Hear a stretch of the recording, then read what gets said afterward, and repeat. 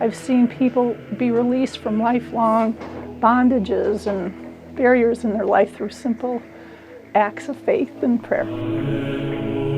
Every day, millions of people turn to God for advice and guidance. And especially if the miracle will help us to get closer to God.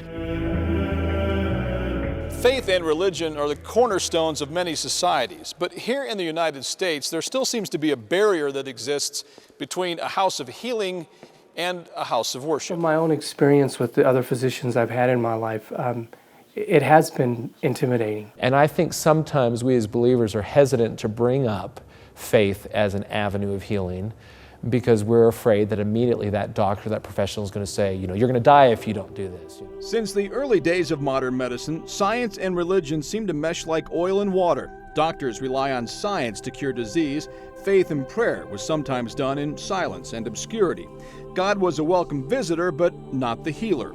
Reverend Omar Ontiveros, a Catholic priest here at the Cathedral de Madeleine, says the soul, the heart, and the mind should be treated along with any disease. When we connect faith and healing, I think the person opens himself or herself to this divine reality and can find a new meaning, renewed hope, a new strength, and after all, what the person is looking is to find peace in his or her heart. Mm-hmm. In fact, more and more patients are demanding treatments that include faith, along with science and technology. Studies show that over 3/4 of the people that come in to their physician to seek medical care want their physician to address spiritual issues with them. More physicians seem to be prescribing a dose of spirituality for patients, along with the latest life-saving drugs and medical technology. But it's not always an easy discussion to have with your doctor.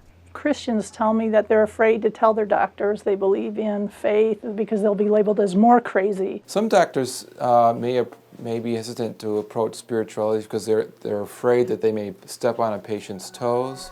Doctors Jean and Brian Zender are two physicians who now prescribe prayer for problems like back pain, headaches, even depression. Research has shown that prayer can lower the heart rate and even blood pressure. It has also been shown to help people cope with traumatic events such as an unexpected death or a sexual assault. I have a lot more faith in prayer sometimes than I do just medicating somebody's trauma, somebody's painful life. I think faith is important, not just from a theological point of view, but from a recovery point of view. Dr. Eric Huntsman, a professor at BYU, says spirituality alone, though, isn't always the answer. Some people in the church feel like, well, I should just be able to pray and fast and get a blessing and be better, particularly about something like an emotional illness or depression.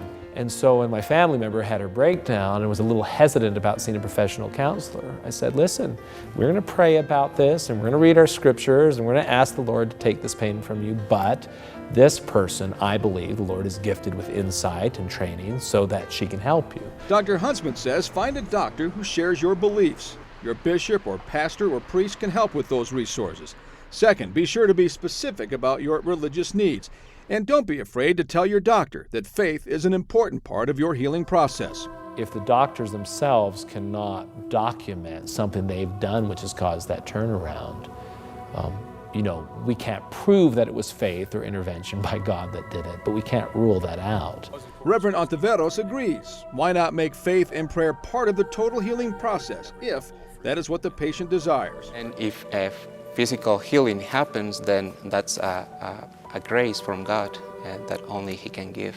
It's very rewarding in one way to know that you have someone like that taking care of you or willing to get involved in your life at a different level than medical.